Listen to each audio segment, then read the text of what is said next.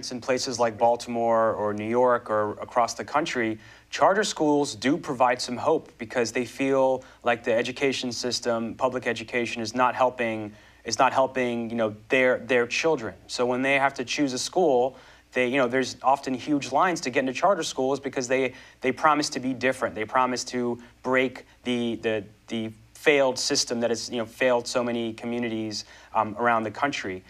So how do you talk a little bit about how you respond to some of the criticisms? I was reading a Education Week blog, and Shavar Jeffries, the president of Democrats for Education Reform, he said, we shouldn't be fixing what's broken. We should be fixing what's broken and expanding what works, not preempting the choice of parents of color. Give us your thoughts.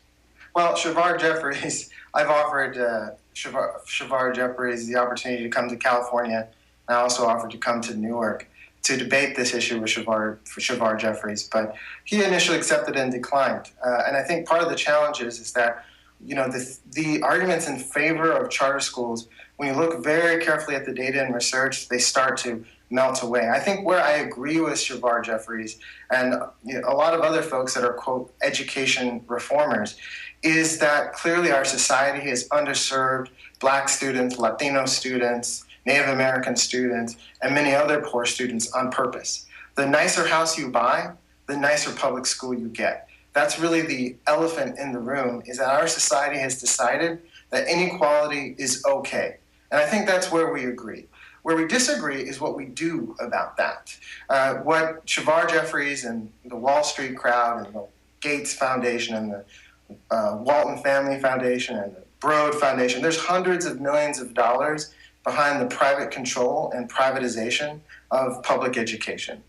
So that's where we disagree. Where we would like to see this conversation go is how do we have community schools? How do we have community-based schools, community-based charters, inter-district charters, intergovernmental charters? I think that's where we disagree. So they like to frame this conversation as, well, they're the status quo. But actually, we have our own ideas for reform that are democratically based and the community driven. And the reason why parents are so unhappy is because this market system, the nicer house you buy, the nicer public school you get, that market system is the very system that they're seeking to use to remedy the inequality that very system created. And so I think it's key for us to have a very positive approach to education policy that's community-based, that's democratically controlled. And it's because we haven't offered parents what they want in their local schools.